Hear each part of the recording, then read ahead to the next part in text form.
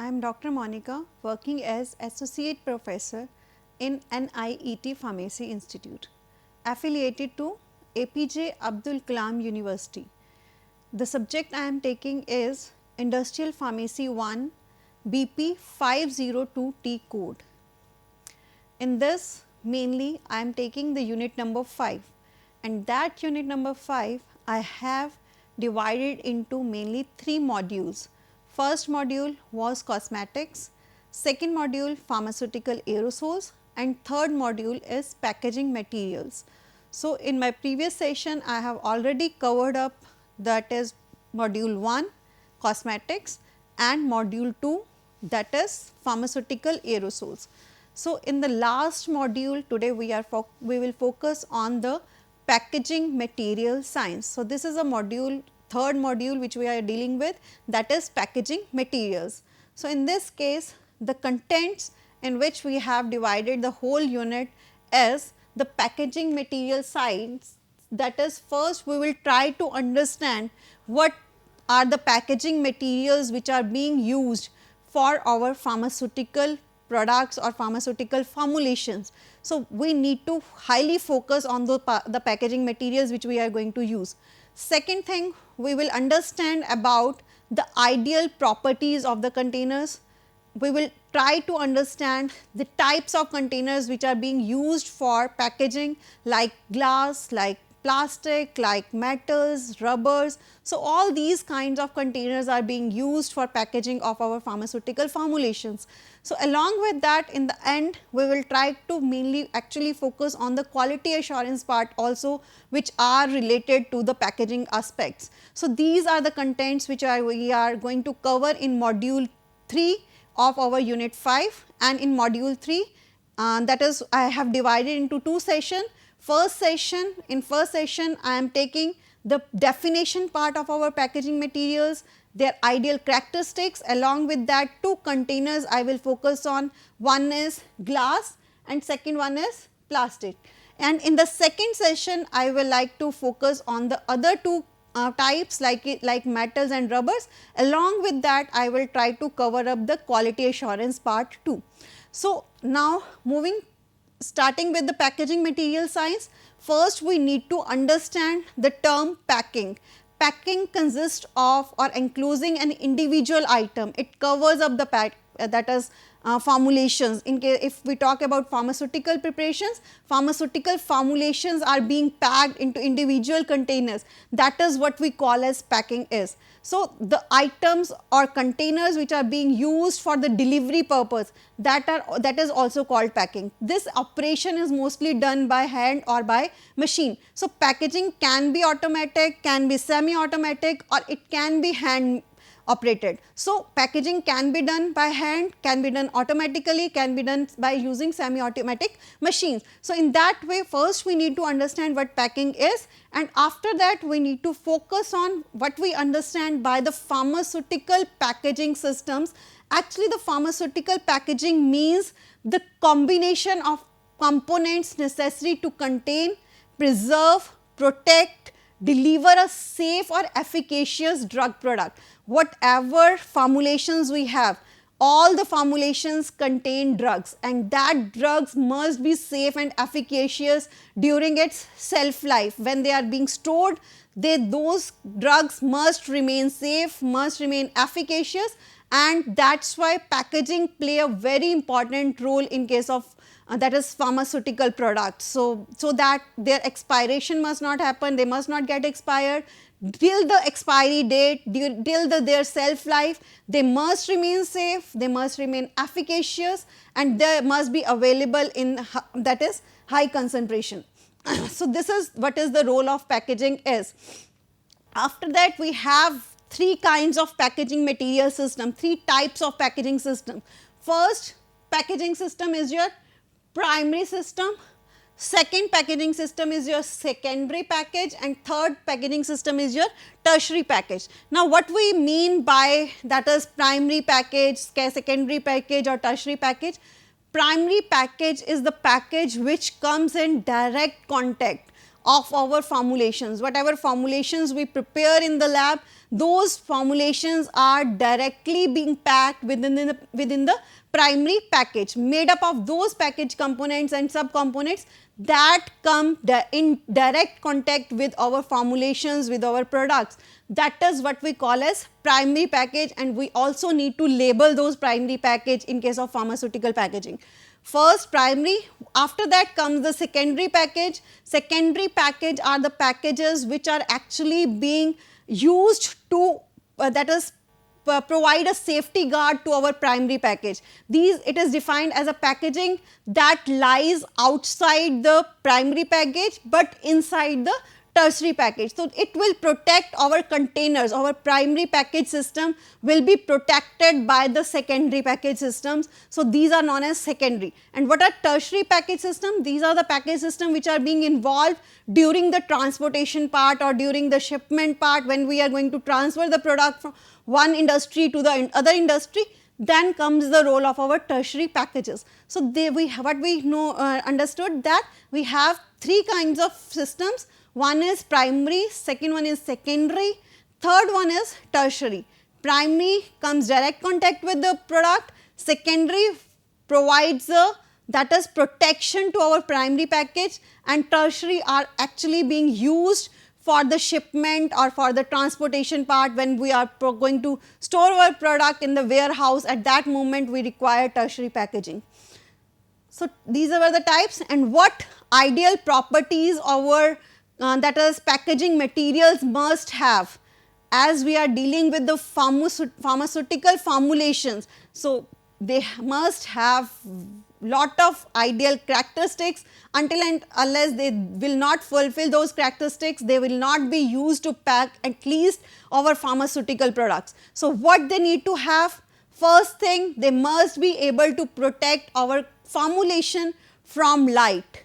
Second, they must be able to protect our formulation from temperature, as well as it must be capable of withstanding the extreme temperature which are we can see in the environment, and various states in various countries, different range of temperatures are there. So, our that is packaging material must be able to withstand that temperature, as well as it must be able to protect our formulation from that temperature.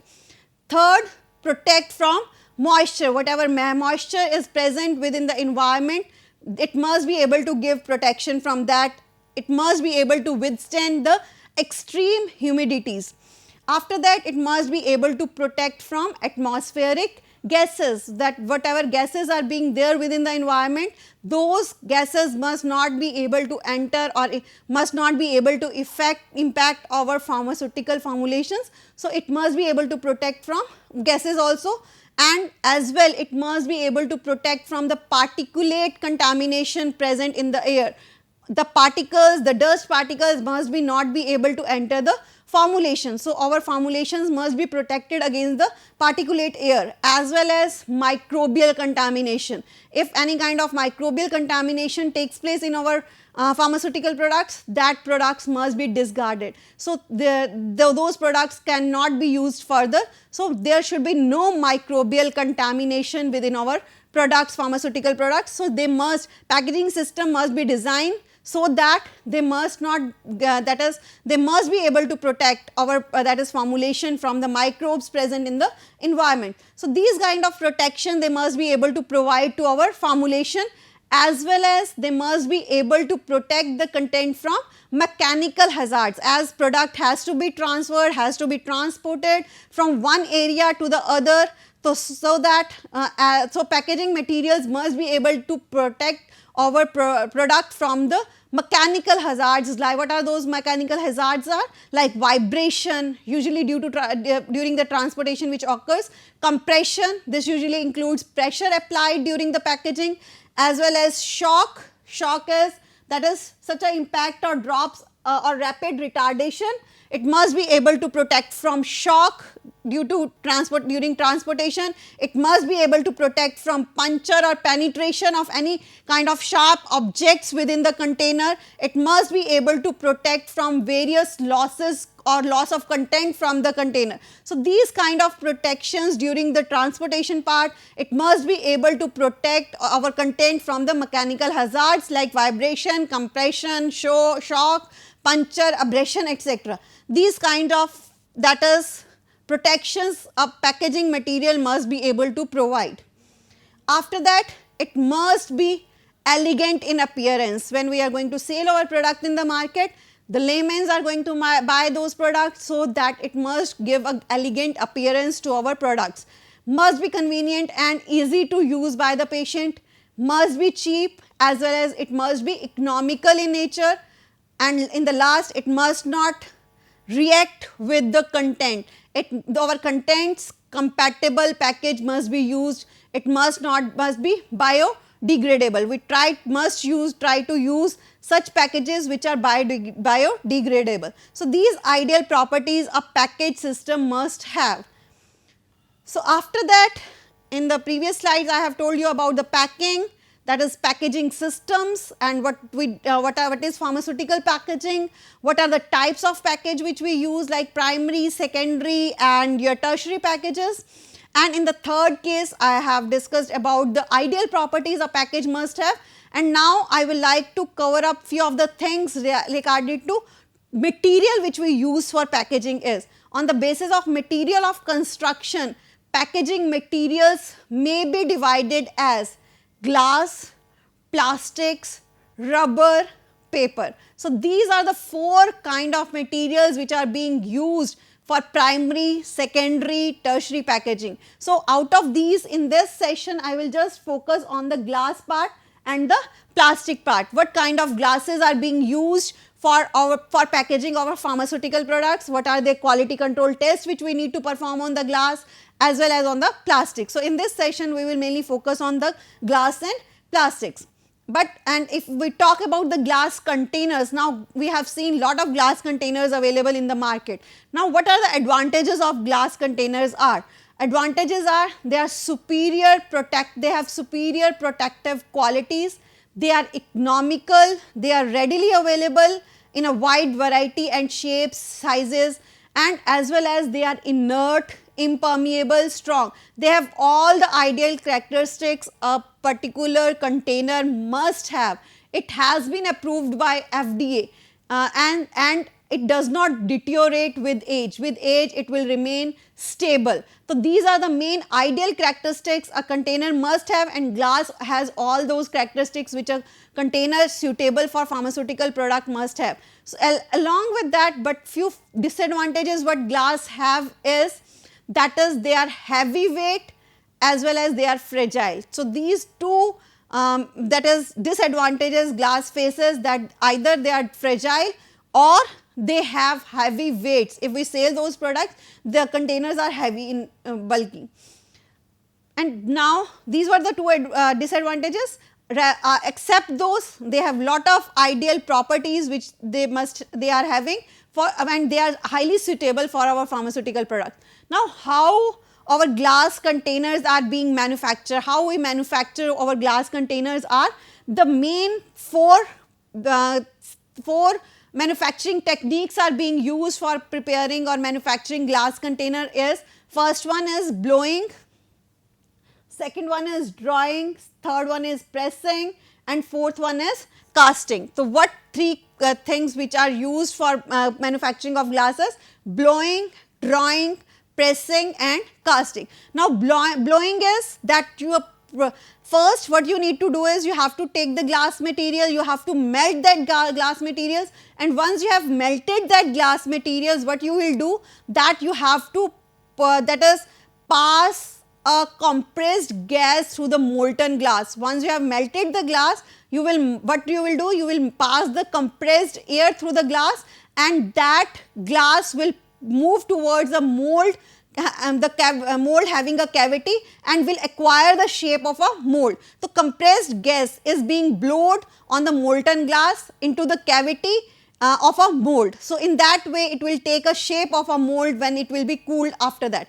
So this is a blowing technique. Second one is drawing technique. In drawing technique what we do is, this involves the pulling of molten glass through dies that shape soft glass into ampoules. Means using first melt the glass, after the melting the glass they are being drawn on over a roller, using the rollers they are being drawn on, and then they are being converted into soft glass and then converted into vials or ampoules.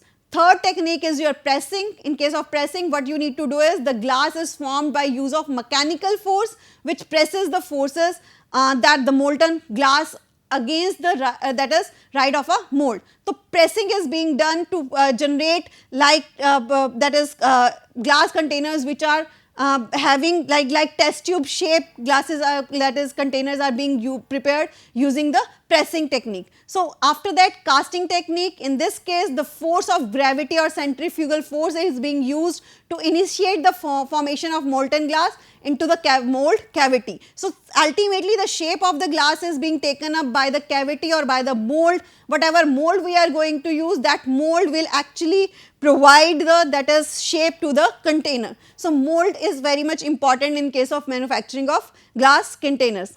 After that, the material, what actually glass is made up of. The glass is principally made up of what? That is, it contains silica. 59 to 80% is there, silica is being there within the glass container. After that, it has calcium oxide. It has silica, it has calcium oxide 5 to 12%. Along with that, it has sodium oxide 12 to 15%, and aluminum oxide 0.5 to 0.3%. 0.5 to 3%, and barium oxide, boric oxide, potassium oxide, magnesium oxide. These are all the things which are there within the glass. It contains silica, it contains calcium oxide, it contains sodium oxide, it contains aluminum oxide, it contains barium oxide, boric oxide, potassium oxide and magnesium oxide. The high melting point of glass is due to the presence of silica which is present within the glass in 59 to 80%, due to which the glass is having high melting points. Even the glass are being used in our ovens also, they are being sterilized using ovens. So they can tolerate high temperature, they have high melting points, that is why they can even tolerate the high temperatures of environment. The melting point and melt viscosity of glass is modified by addition of oxides. Oxides are being incorporated to enhance its viscosity as well as the melting point of the glass. After that, we need to know about the types of glasses available in the market. Is we have 4 types of glasses available in the market, out of which the type 1 is borosilicate glass. Now what is borosilicate? You must have seen in the market lot of borosil glass containers which are being nowadays used in kitchens also, which microwave we can we can use them in the microwaves too. So borosilicate glass, this is a type of a glass container that contains 80% silica. In this 80% is silica, 10% is boric oxide, and other agents like sodium oxide, aluminum oxides are in very small amount. It is chemically inert, possess high hydrolytic resistance due to that is presence of boric oxide. It also has lower coefficient of expansion and so has high thermal shock properties. It can tolerate high temperatures. It can be used. What are the uses of these type of containers is, this type of glass container like borosilicate glass containers are suitable for packaging materials for most of the preparation like parenterals as well as non-parenteral formulations, pharmaceutical formulations. They can also be used and contain strong acids and alkalis. You must have seen in the labs. In the labs, hydrochloric acids, sulfuric acids, lot of strong acids are being added into the glass containers, put it into the glass container. Means they can tolerate that is extreme conditions. So type 1 glass is a glass which is being used for parenteral as well as non-parenteral formulations, and even for storing the strong acids as well as alkalis into them. So these are type 1. After that comes the type 2. Type 2 glass are treated soda lime glass. This is a modified type of type 3rd glass containers with high hydrolytic resistance resulting from suitable treatment of the inner surface. These are the glasses whose inner surfaces are being treated with sulfur and resulting from suitable treatment of inner surface of type resistant 3rd glass with sulfur. Type 3 glass when treated with sulfur covered with the surface of the that is type 3 glass is covered with the surface layer, that these glass are known as treated soda lime glass, and this is due to remove leachable oxides, because normal type 3 or type 1 glass can leach out oxides into the formulation. So, preventing that leachable contents into the formulations, what the scientists have done, they have treated or they have covered the inner surface of these type of glasses with sulfur. So, type 2 glass have lower that is temperature, lower melting point, and when compared to the type 1 glass, they are and so easier to mold, and thus they have less leachable contents, prevents from blooming and withering of bottles. So, that is why type 2 glass are most recommended for most of the formulations. Type 2 glass containers are suitable for most acids and neutral aqueous preparation, whether parenteral or non-parenteral. As they are treated, they will not leach out any kind of oxides into the formulations. So, most of the formulations are being stored within these containers, that is the type 2 glass are sulfur, their inner surfaces are treated with sulfur and they will not allow leaching of oxides and other agents into the that is formulations. After that comes the type 3. Type 3 is of regular soda lime glass, and these are the glass which are untreated, normal soda lime glass which are being untreated and with average chemical resistance. It contains 75% of silica. These are the these are the glass containers which have 75% silica, 15% sodium hydroxide, sodium oxide and 10% calcium oxide, and other agents are in very small quantities like aluminum oxide, magnesium oxide and potassium oxide. Aluminum oxide impacts chemical durability with magnesium oxides and reduce the temperature required during the molding part.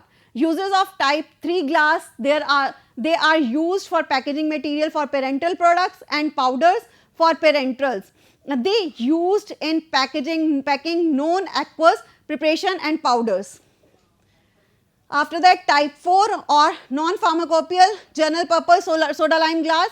This type of glass containers have low hydrolytic resistance. This type of glass containers are not used for products that need to be autoclaved. So, these are general purpose glass which are not being used for, that is, products which have to undergo a higher temperatures or has to be autoclaved. So, for that contain products we can't use general purpose soda lime glass. So, these are being used for only topical products and oral dosage forms.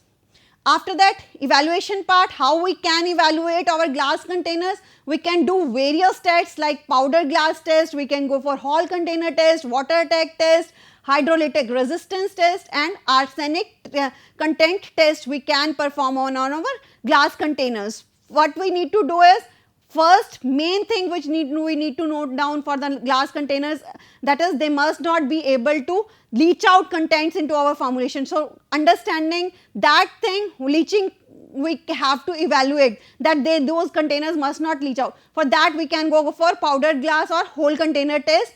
That is, first what we need to do, powder the glass. After powdering the glass, put it into a container containing lot of water. After that, whatever things need to be leach out, they will come out into the water part, and after that water, sterile water, we need to autoclave that at 121 degrees centigrade, and after autoclaving that water, what we need to do is we need to analyze any content which has been leached out by the glass into the water. That water is filtered out, after autoclaving, that will be filtered out. After filtering, what we will do, we will go for acid base titration, and in acid base titration we can use sulfuric acid. Along with that we can also add, that is, methyl red as indicator, and there must be no alkali came out from the glass, that need to be tested. That is why we are going for acid base titration test. If there any base has been released, any alkali has been released, so some amount of that is sulfuric acid will be used. So that kind of thing you can go for, and you can also go for whole container test, in which we will take as it is, put the water, and after keep it for 48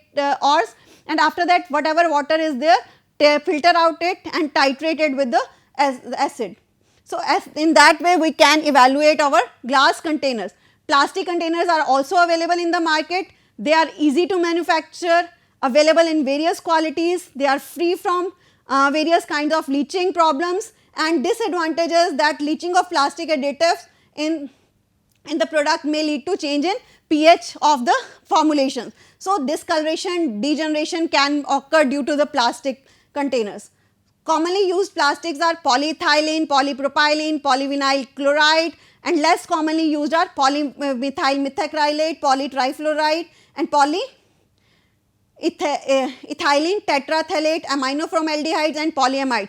Similarly, as we have done test for that is glass containers, we can also go for test for evaluation test for plastic materials also, like leakage test. We can go for alkali test. There should be no leaching of acidic content or alkali content in the that is formulation. So, that test need to be performed. Light absorbance test can be performed. Test for reducing the substances, and transparency test, that your container must be keep all your product transparent, and that transparency test can be performed on our plastic materials. So, these are the tests which we can perform, and references, these are the references which you can follow for your packaging materials for glass and plastics. So, thank you so much.